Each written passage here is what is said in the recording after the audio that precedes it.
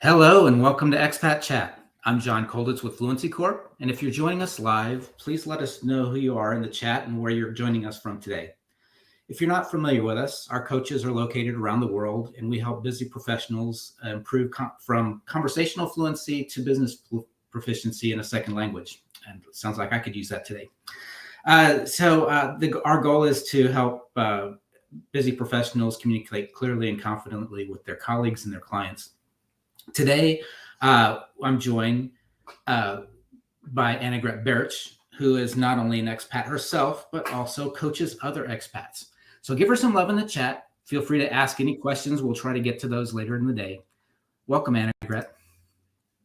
Well, hi, John. Thanks for having me. Thanks for being here. And thank you to Kenneth and Baron for joining us. Hope you have questions that you'd like to ask, and we'll be happy to get to those. So, Annegret, tell us a little bit about your background and your expat journey. Yeah, so my expat journey started about 11 years ago, and my husband got a job offer here in Alabama in the States. So we're originally from Germany, and so we did that. We're in Alabama for over 3 years, went back to Germany, had a really hard time repatriating, and decided to move again. And this time it was the other direction. We went to China. We lived in Beijing for 5 years. We experienced COVID during that time in China. And then we moved back to, I will say, our second home now here in Alabama. And we've been here now for almost 2 years. Okay. Wow. Can you tell us a little bit about what it was like to endure COVID in China? I think actually really completely different than for the rest of the world. First of all, it broke out there. So everyone was really nervous. And I remember lots of companies were sending their people back home. Some women with children were even, forced to move back home. But how I experienced it, that China was rather really practical in how they were communicating what was going on. Like they took it serious to begin with, but at the same time, it was never a panic. So they said, like, we had pandemics before, we have now signs, we are better off than ever before, and we will use that. And we have to be really humble in how to approach this virus. And this is what we know so far, like with wearing masks. So that was really like they made us calm. Like I felt never panicked in a way. And I had the feeling when I talked to relatives all over, like this was more kind of like a panic mode. And yeah, in some ways, especially in the beginning, that was really not easy, but yeah, it was really okay, and maybe not as bad as other people imagine, because I remember my families were like, you need to get out of there immediately. And I was like, no, I feel fine. I feel, yeah. And I always feel in hindsight, it was never a political decision there. Yeah. So I felt like they just focused on their health and what they thought was best for their country. And that's what they did. That's great. So how long had you been in China when the whole situation broke out? I think that was a good thing. It's good that you point that out, because we were already there for 3 years. And by that time, we already experienced how Chinese people deal with situations. Yeah. So it made a lot more sense to us what they were saying at the time, because we had the chance to get to know them a little bit longer before that. Sure. So what are there, can we talk a little bit about the differences between living in China, living in Germany, living in the US? One thing that frustrates me is it's so hard to get reliable news of what's going on in Asia, being in the US. And would love to hear your thoughts on, we don't get political here typically, but whatever aspect of life, the difference, what it's like to be situated in China versus Germany versus the US. How are they the same? How are they different? Of course, as you can imagine, it differs a lot. And I want to be up straight with you because I feel like I don't have the answers for that. And it fits your subject because it comes down to the language. Yeah, so Okay. obviously I speak German, I can hear what people are saying, I can listen to political conversations, I can read the news, and the same goes for America. Yeah. Whereas in China, where I never learned to speak, or write, as you can imagine, or read, you are just having this outsider's perspective. Yeah. Okay. So it would be hard for me to tell you anything what is really going on in their mind, like, for example, how they see their land. So this is a big step. So I was sometimes joking with my friends. I don't know more than you do in that regard. Yeah, because you couldn't have, or I couldn't have those political conversations with Chinese people. Yeah. So that makes it a little hard. What, of course, you realize is in general conversations, for example, what jumps off the page here in America, and especially in Alabama, people are really kind. Yeah, the Southern hospitality mentality, it just shines through. Uh-huh. And in regards to, for example, the Chinese people, I don't know if you've heard that, but for them, it's really important to save face, which means you should never criticize a Chinese person in front. Yeah, you Okay. always finding ways to save their face. And in hindsight, I always felt like they were really nice about that. Yeah, so coming back to COVID, I remember my Chinese doctor, when the numbers back down, like in China, were down, and all over the US or in Germany, numbers were rising. And I was talking to the Chinese person, and I asked him what he was thinking of the situation. And in such a humble manner, he answered me, they all need to figure out what's best for their own country. Like, he Hmm. didn't want to give advice. And this is going back to saving face. Yeah, he didn't want to blame anyone. And he was, yeah, he was really humble and just letting other countries do what they wanted to do. And I thought that is something nice. Yeah, so in a way, looking out for the person, making them feel good, um, in a very, very polite manner. Good. Thank you. That's very helpful.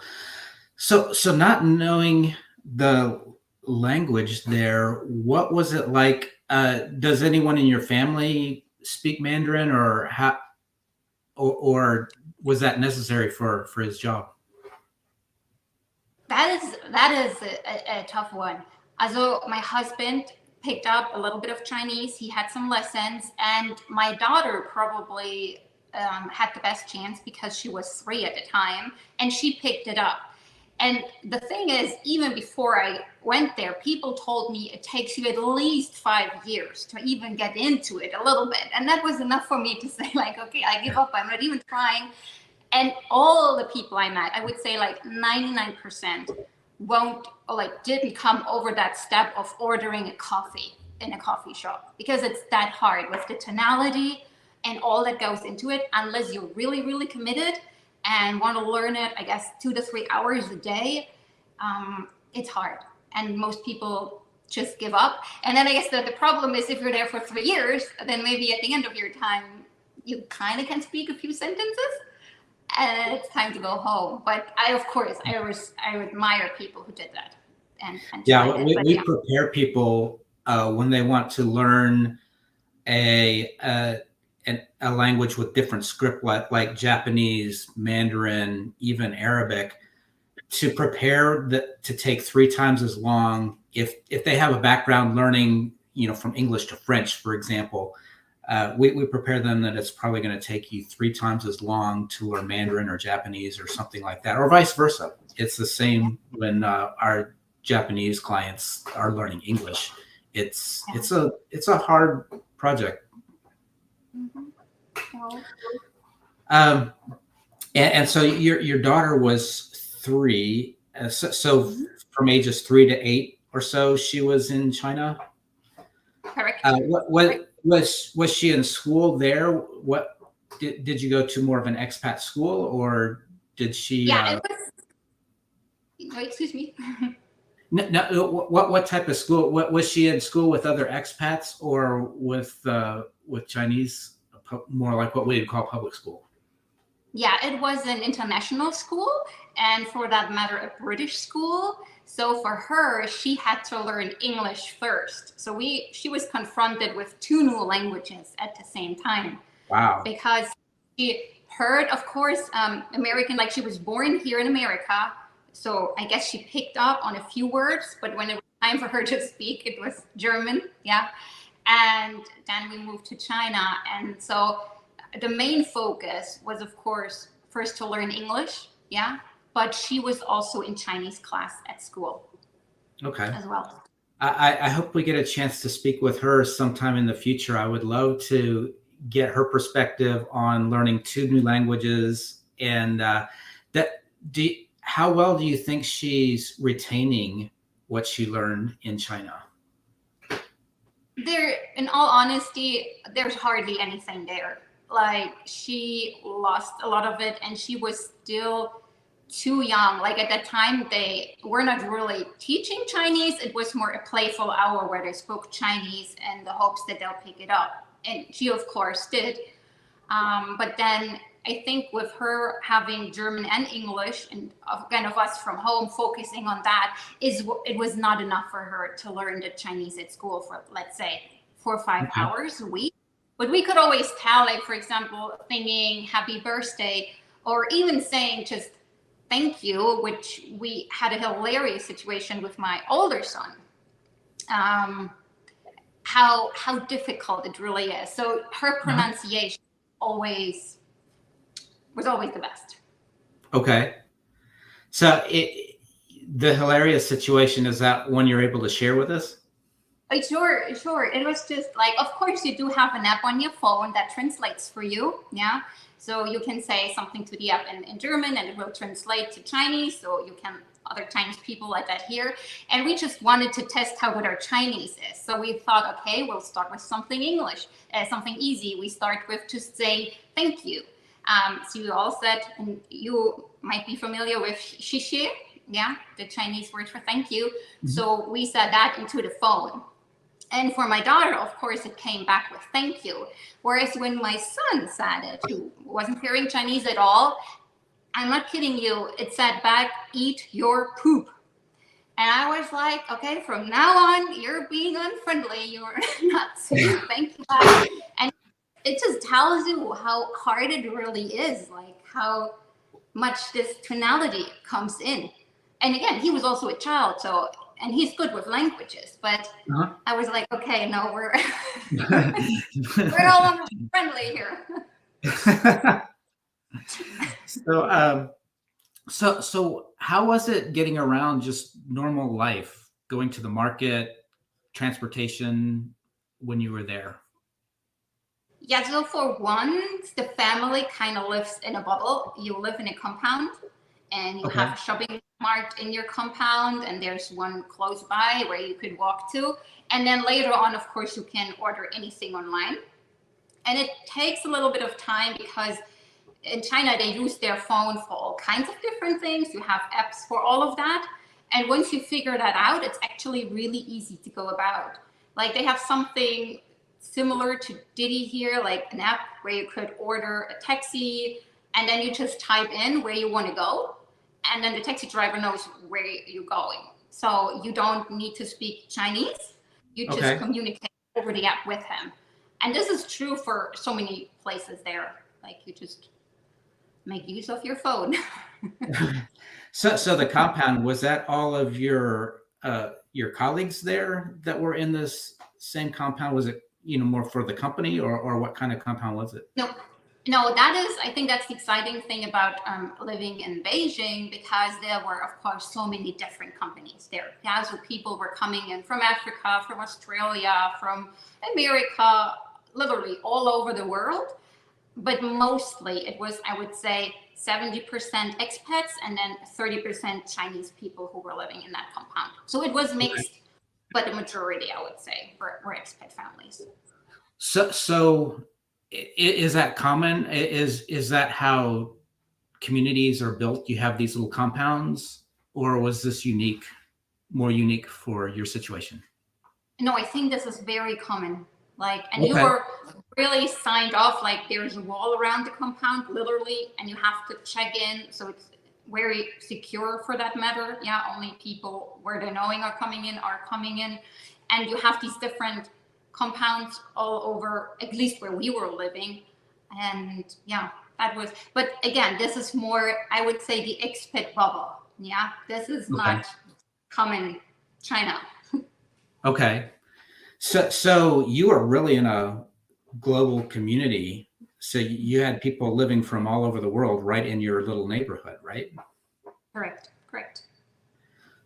So were is there any people that stand out that from other expats from other parts of the world that you got to know? And is there anything about those relationships that we should talk about?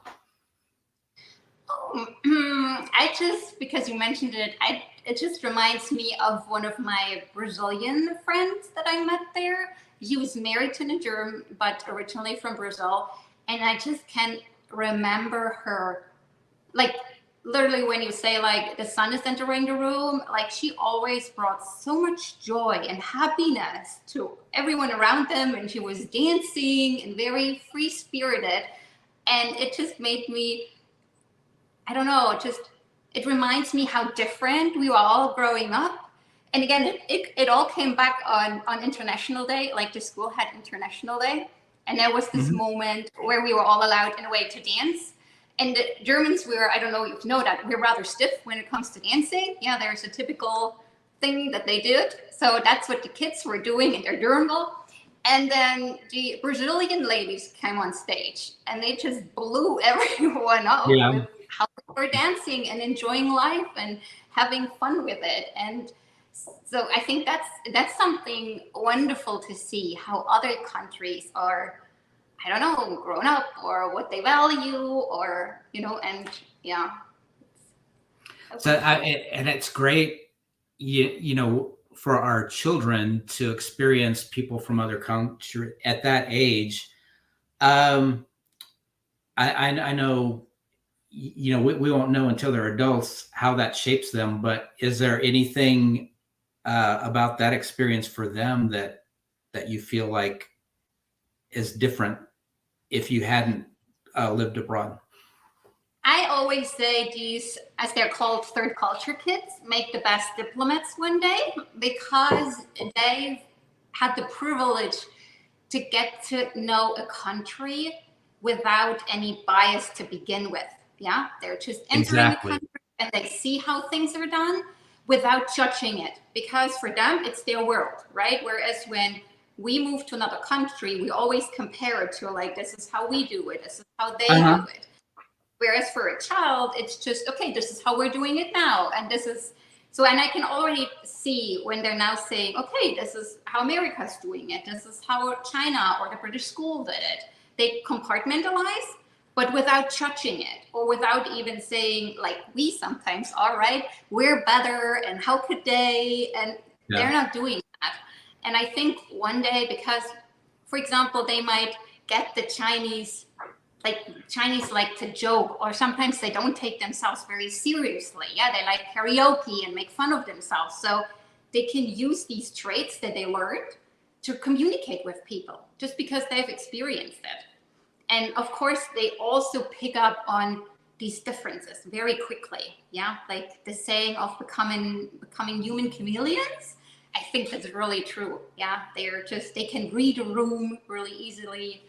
And yeah, like I said, great diplomats one day. Yeah, that's great, and I agree. I'm sure that's true. Hopefully, the people who make those decisions are listening to us today. So, on the other side of that, as an adult, um, I'm curious what your impressions are in the U.S. What do you wish the U.S. would learn from Germany? What things do we do wrong here that you wish we did more like Germans? Do you really want to know? Now we're getting political again. I think one thing is, and I see both sides, like with all the gun violence right now. Yes.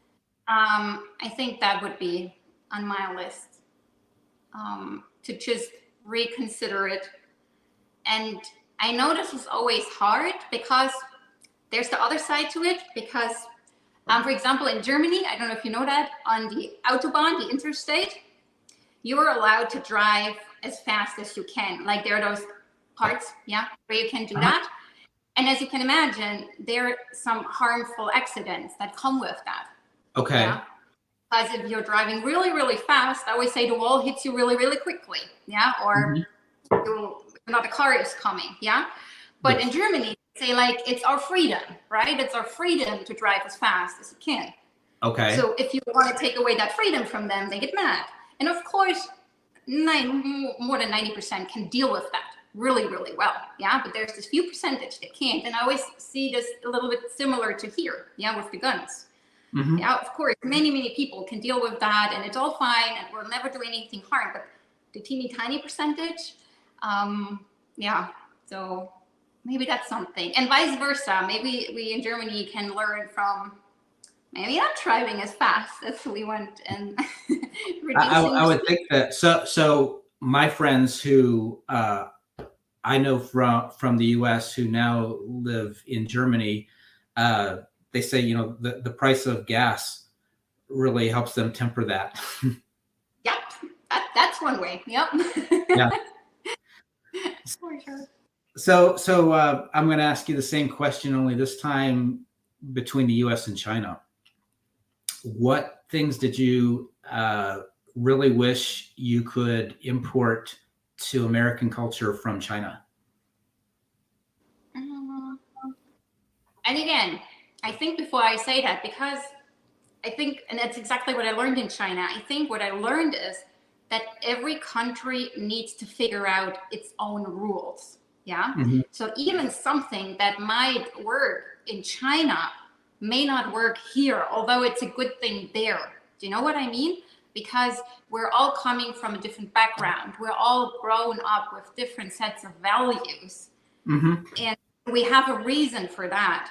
So I think even that is sometimes hard, like, oh, I wish you could take that on from the Chinese people or from the American, because we're all so unique. So we really would need to make sure that it's working in that country. However, what I can say, what I always enjoyed about the Chinese was their saying of like how kind they were. Like I remember when they were unpacking our stuff, like when we moved, they didn't say anything. Yeah, they were just politely unpacking our tables and glasses and whatever. And then I remember when we moved here and the Americans unpacked the Chinese boxes, they were blaming them the whole time. Like, oh, look how the Chinese did it. And they're so bad. And how could they? And I was just thinking, a Chinese person may have thought that, but never voiced that. Yeah. So I think to have more respect sometimes, that's yeah, I just like that, but that's a personal thing. Yeah, that doesn't mean That's beautiful. I thank you for sharing that. And if I had phrased that a little differently, because values was really what I was asking for, is what things stand out in excuse me in people's values. And since you lived in such an international community, there may be values that you learned. We talked about Brazilian values, we talked about Chinese values, German values, US values, and feel free to share anything that stands out with other values that you were enriched by along the way. Okay, I think for Germany, we're usually very punctual and on time and very reliable. I think that's part of how we grow up. Whereas, for example, the women I told you about from Brazil, she was never on time. Yeah, so that was not a value that she grew up with. Punctual, but that again was just who she was, free spirited, and she didn't do it to upset you. Yeah, so I think that's something I like about Germany. Yeah, that you have that. here in America, it goes back to sometimes having that attitude of really you can achieve anything. Yeah, having this positive mindset, just go for it. You can, yeah, you can just learn and become whatever you want to become.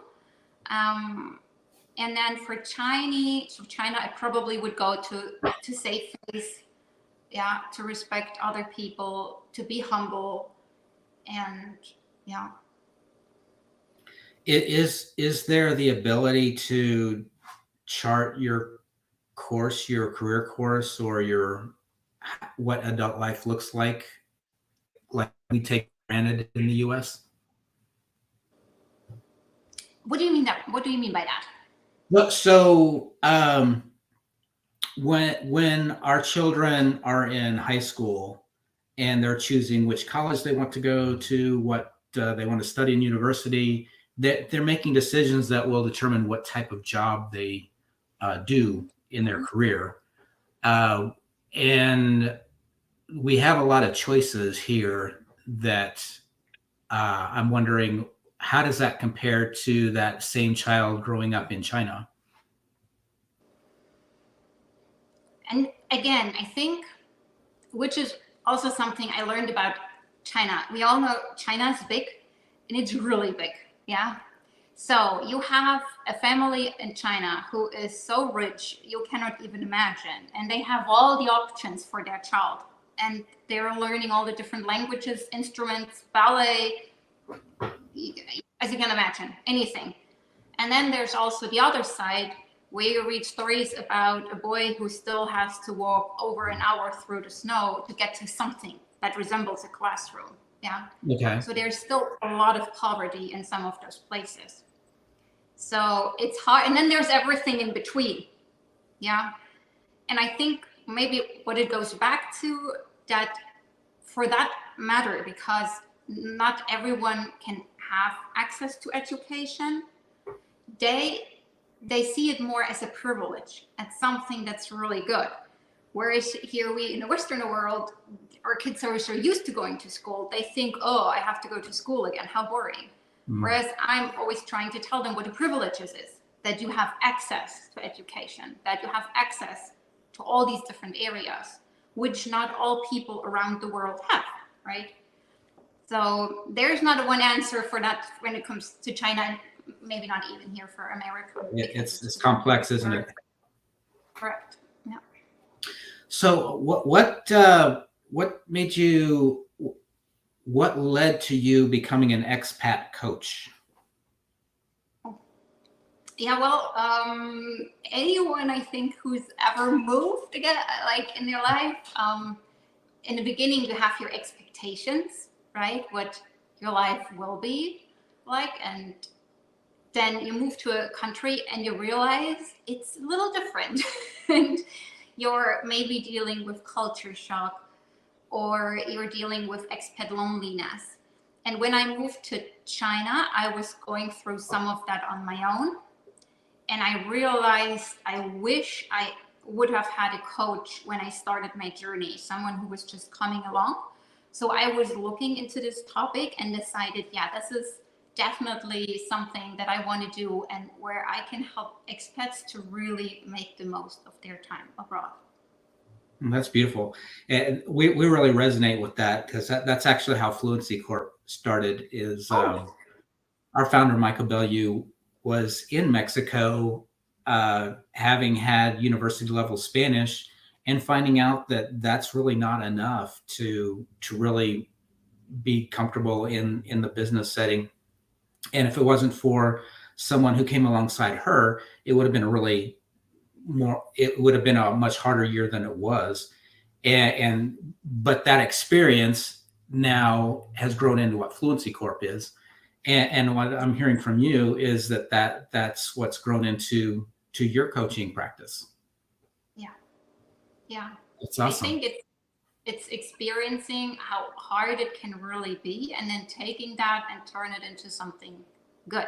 Yeah. And support others who are going through the challenges. So do you coach a combination of people, or do you have kind of especially what types of people seek you out for coaching?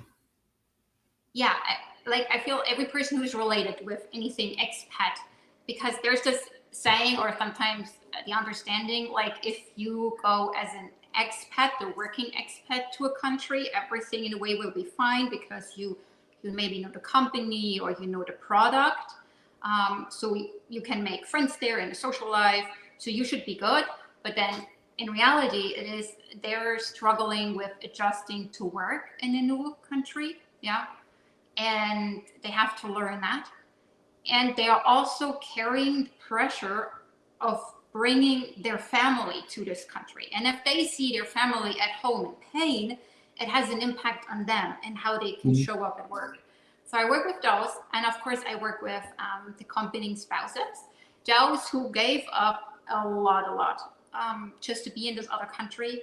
And they most importantly need to figure out how they use their time abroad for themselves. So I always say, like, when you're back in a plane that takes you back home, what do you want to look back on? What would you like to have achieved? Which is Great very question. common. And then there, of course, are also, because we talked earlier about the children, they're the third culture kids. So as wonderful as it sounds, like looking here and there and seeing things, how they're done in the world, it can mess with their mind, especially when puberty hits and everyone is trying to figure out, who am I in this world? And it makes it harder for them to figure out, well, who am I? Because they don't have that set of values like you usually have. So they have all these different parts plus their international experience. And if they have parents who just grew up in one culture and they're not understanding what they're going through, because how could they? Yeah, they don't expect that. That's really hard. So when they're about, I would say, 16, 17, 18, it's so beneficial to have someone who is coming along your side where you can just talk and make sense of it and figure out how to use this experience in a really good way and move forward. Yeah. So, yeah. So do you coach more employees, spouses, or kids? How does that break down? At the moment, I would say it's 50-50 between spouses and employees. I don't have a kid at the moment. Okay. The spouses and employees, are you coaching both of them, or is it often one or the other? It's what do you mean? Like if they're also working, or Like do you coach both in the couple, or does it work out where you will have employees, you will have spouses, but not the employees' spouses all in the same coaching? I have both. I have a couple which I coach one by one, but usually I often hear like if they get excited about coaching, they want another coach for their husband. And I think it goes back to coaching is confidential and it's between the client and the coach. And there is this trust going on. And I think if you have the feeling, oh, there's also the other side of my partner, you might fear that space is interfered. And so I think some crave just this one-on-one relationship where they can really openly say maybe even what hurts about their partner and work that through without knowing, okay, the same person, sees the partner in a week. Yeah. So I think for that, some people just choose to take another coach. So how does coaching differ from counseling or therapy? Oh, good question. And thank you for asking that, because I think that is the biggest misunderstanding that is out there, because coach is such a sexy term these days. Yeah, I feel everyone says it. And the problem is it's not legally protected. So anyone can call themselves a coach. Maybe you're good at French and then you can call yourself a French coach, or you had a successful business. Whereas if you do coaching and you went through some form of accreditation, you have to follow some rules. And typical, like if you go back to it, let's say you want to help someone, right? There are usually two ways how you can help them. You can either ask them questions or tell them what to do. For example, if you want to learn how to play the piano, someone can tell you how to do it, and you're a lot quicker in listening to them. And so all the professions like training or consulting, Those people will tell you what to do. They access something and then they say like, okay, here's the solution. And I always say, keep in mind, for someone like that, that person needs to have a lot of experience, and there's usually a right or a wrong way how to do things. Whereas on the other end, where we have, for example, coaching, these are usually involved with situations where there is no right or wrong way. For example, if an expat is confronted with the question, should I stay longer or should I go back home? Nobody can answer that for you, right? Nobody can tell you and say, this is what you have to do. Or maybe some people are doing that, but they may not have the best interest for you at heart. So in those situations, it's really more helpful to ask questions so that that person is coming to a conclusion on their own. They can make up their own mind. So that's one differentiation. And the other one is like, is that person trying to look at your past or looking at the future? Is it solution focused? For example, if you go to therapy, most therapists would like go into your childhood, or things that happened in the past and trying to figure out and put the puzzles together. Whereas other professions, and coaching is one of them, is just looking into the future. It's like, for example, if someone wants to lose weight, we could talk about like, how did that person gain all the weight? What is maybe associated with it? Or we could just say, okay, we don't need to know that, but what can we do about it? So it's this very solution-focused view. And I always say like, there is no right or wrong way. It's just everyone needs to figure out what they need in that moment. You need someone who tells you what to do. And on other days, you need someone where you really have to do the hard work. And it's hard work to ask yourself those questions. Like, where do you want to go? Who do you want to become? What do you want to get out of this life? And these are tough questions. So that's great. So that's beautiful. Thank you. Do you coach? Are you coaching specifically all current expats, or do you coach people who've been expats and have now come back to the U.S. in their journey that way? Thank you for reminding me. This is, of course, a huge topic for expats, the repats. Because that hits an expat usually so much harder than anything else. So I have many who are either about to leave a country after, let's say, they lived in China and they're leaving, and after 8 years, and they can already tell that it's messing with their mind.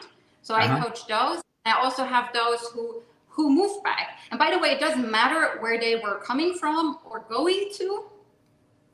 So it's the whole experience. So wherever they repatriate to, and they have the feeling, oh, wow, something is off, something feels wrong.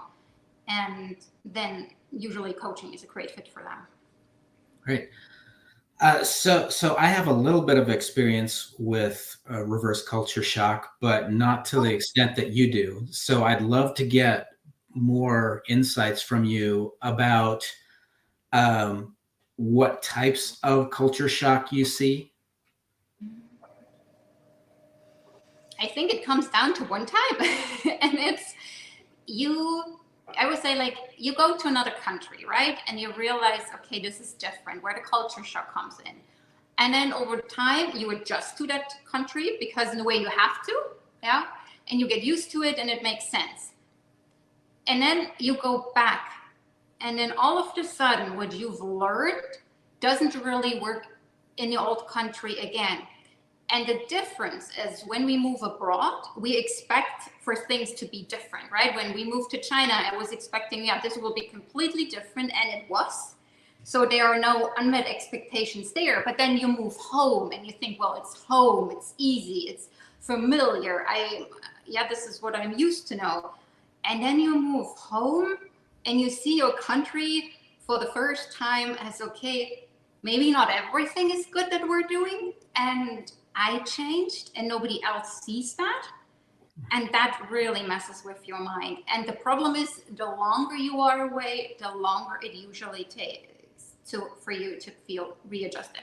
Like I always say, like, it's as long as you've been away that it takes to feel at home again in your home country. So in my experience, most of my expat experience was working with refugees, people who had to flee their country to wherever they were. And so for me, there was a lot of guilt that came with my my reverse culture shock. I remember walking into my local grocery store and just the just the choices that I had, that the people that I had just spent time with couldn't imagine. That was really hard. How would you do you experience others? So that's my experience. You deal more with people who were professionally with more peer, if I understand correctly, and correct me if I'm wrong, but they didn't have that socioeconomic inequity that I experienced. Is that correct? Well, in China, it's about how willing you are to open your eyes. Yeah. Okay. If you're open your eyes and I mean, it starts with the man who's opening the door for you at the compound, who earns next to nothing and under freezing conditions stays there for the whole night, or come rain or shine. And you see where they live, next to your beautiful compound on next to nothing. So if you're willing to open your eyes, you see that too, especially in China. Yeah. And that of course can mess with your mind. Yeah. It can make you very grateful for what you have. Yeah. Yeah. But it can also mess with your mind a lot. Yeah. Have you developed specific exercises to help people through that, your clients? The first thing is, and I think that's with like what all the other professions always trying to do, is if you can say it out loud. Because, for example, you just said you felt guilty. There are not a lot of people you can say that to, I assume, yeah, or who would understand. But if an expat or a repat finally gets the chance to say what he or she's really feeling, yeah. For example, if I would move back to my home country, Germany, then everyone would be like, "Hey, you're back. It's in the wonderful, beautiful country." But I might miss the States. I would offend them by saying I miss my time in Alabama, because then they would think, well, doesn't she like being back in Germany again? So you don't have anyone you can talk to about what you're really feeling. And having that space of being allowed to say, I feel guilty for whatever reasons, or I miss my home in Mexico, or whatever. And then figuring out a way, okay, now how can you use that? That helps a lot. Yeah. Because again, there is hardly anyone who will understand you and where you can figure out those solutions. Because the other thing is, we just stay stuck in those moments. Yeah. The same goes if you move to a country and you experience culture shock and you feel like, oh, I'm going to be really unhappy here, and this is going on for 2 more years, I'll just can drink myself an alcohol. Yeah. Or just go shopping crazy. Like, we have those coping mechanisms that we then use. Maybe not as helpful. And I think having someone at your side where you can talk things through that you didn't expect is the beauty in coaching. Yeah, that's beautiful. So at what point? So someone's in their country for 2 years, and then they're going to their home country. At what point do you start preparing them for that journey back home and the transition? That's, again, it's very individual. I don't experience that a lot. There are a few people who really hate their time abroad. And they're more than happy to get out of this after 2 years. And they are fine. Yeah. But the majority is you adjust, you enjoy, you get used to it, and you're becoming aware, I will never have this life again. Literally, this life in here, like those seeing those places, eating the food, having the climate.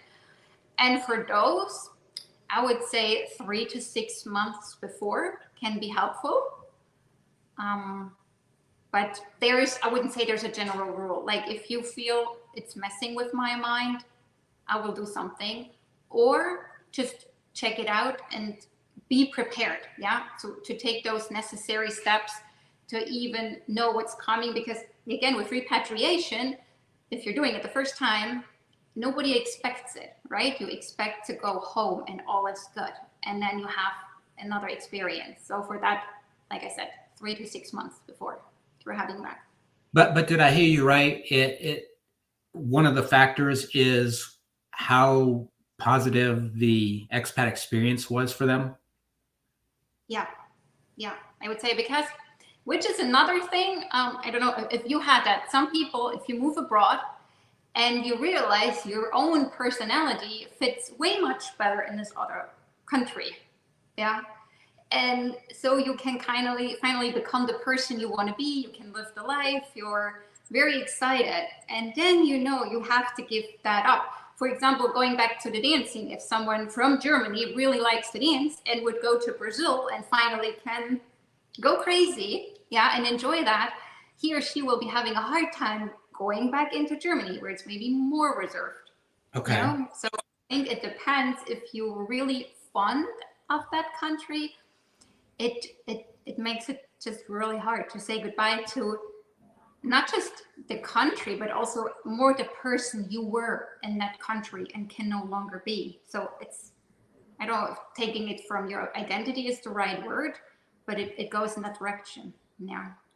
Do those experiences tend to be more profound with the employee's spouse, or if the kids, if you want to talk about the child's relationship too?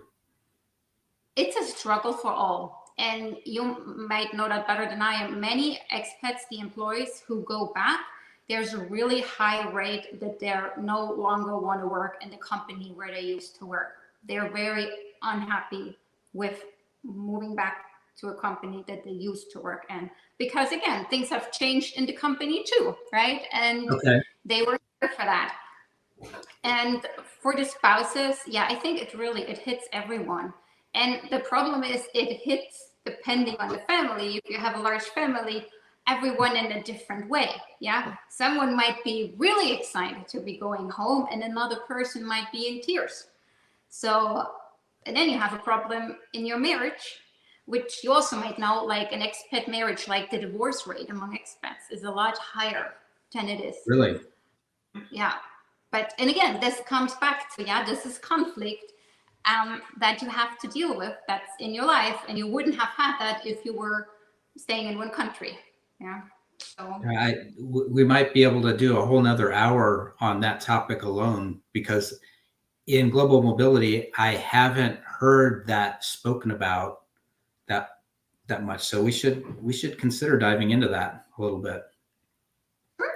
sure. And there's a lot to it.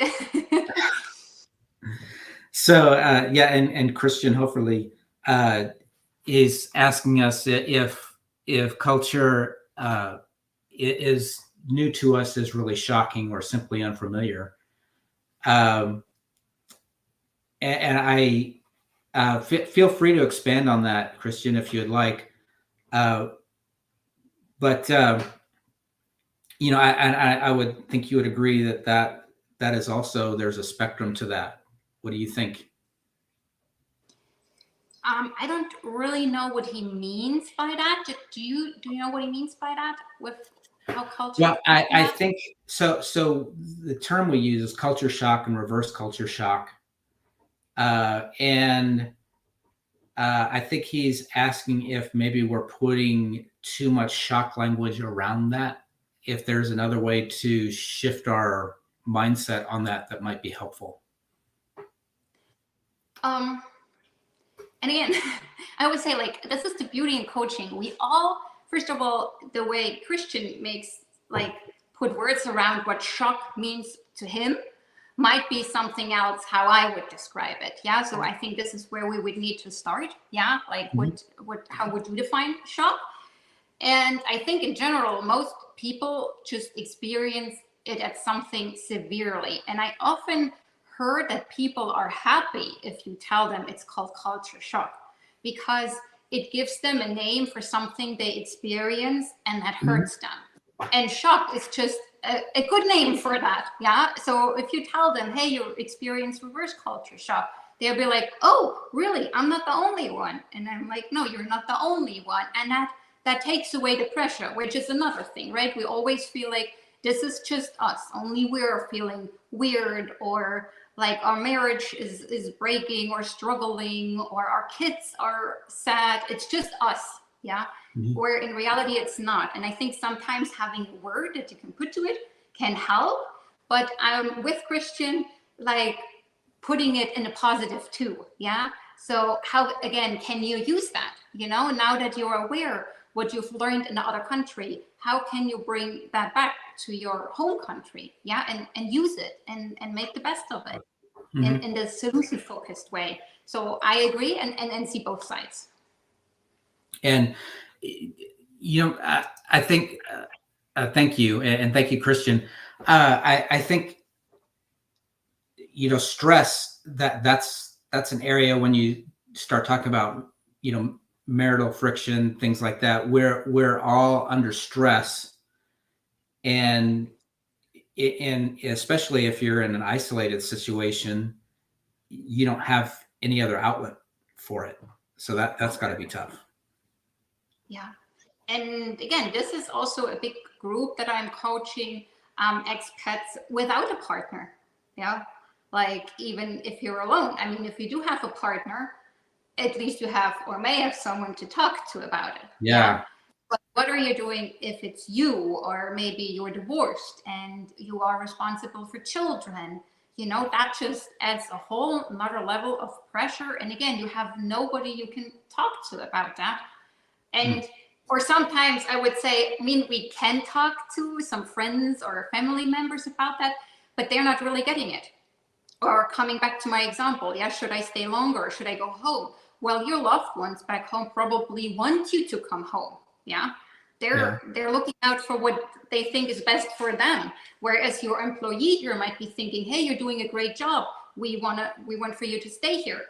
But having someone who is asking you, well, what do you want? And not having any game in it. Yeah, like I don't mind if that person is staying or leaving. I just want to help him or her figure out what's best for her. Yeah, and I think that's the difference.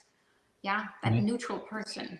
Yeah. Was really Thank committed. you. And if you're listening in, if you'd like to know more, if you'd like to have us do kind of a sequel to this and dive into that more, please let us know in the chat. And any other questions that you have for Annegret, even after the broadcast, you can put them in the chat and we will be able to see them later. Before we go, Annegret, have you been able to quantify your impact on any relocations? As we know, companies spend a lot of money to transfer someone's family internationally. They really need for that to work out.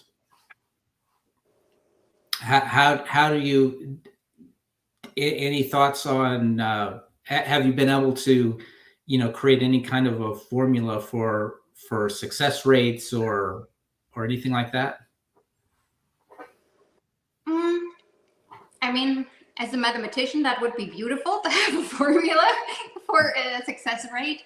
I think so many companies, and I mean that when I say that because my husband is working for a company like that, are really supporting a family in their move with figuring out where to live, with health insurance, with schooling, with so many questions, or even look for abroad, like look and trip, look and see trip, and that's amazing. So I think they're doing a lot already, and I know that not every company is doing that, and I think it's helping a lot. Again, I think from my perspective, and this is how I even got into it, like my vision was always, because some companies offer language lessons, which I think is beautiful and you absolutely need that. I just always say, because I know the budget is tight for a company, right? I always suggest, why don't you split that? Let's say you have 50 hours of language lessons, and this goes to the partner, the employee, and the children. Why don't you let the client or like the expats decide if they want to take language lessons and or coaching sessions. Yeah. Okay. So you kind of have a pool for someone who is really feeling, okay, this is painful, this is hurting me. And this goes for everyone, yeah. So they can all figure out how to use this time. Like when they see something coming up in their marriage or with their children, they have a support system. And like you said, like companies losing a lot of money, like the first reason why an assignment will like be ended earlier is because the spouse is not happy. Yeah. And not to mention how many maybe marriages that aren't happy. How can you show up at work if you know that your wife is crying at home or your children are crying at home? That just puts the pressure on that nobody talks about, right? Because you don't see, but they carry that too. Yeah. And so if everyone would have someone, if they're experiencing, hey, I'm really having a low right now, to get them out, figure out a solution, move forward, that would be a wonderful adjustment. That's great. Great advice. Thank you so much. Really appreciate you taking the time and the effort to share that with us. And I don't see any last minute questions. So I guess we'll go ahead and wrap this up. Thank you so much. Thank you to everyone who joined us. And hope to see you soon on a new edition of Expat Chat. Oh, I would love to. Thank you. This was fun. Thanks. So bye, everybody. We'll let you get back to your day, and we'll talk again soon. Thank you. Bye, everyone.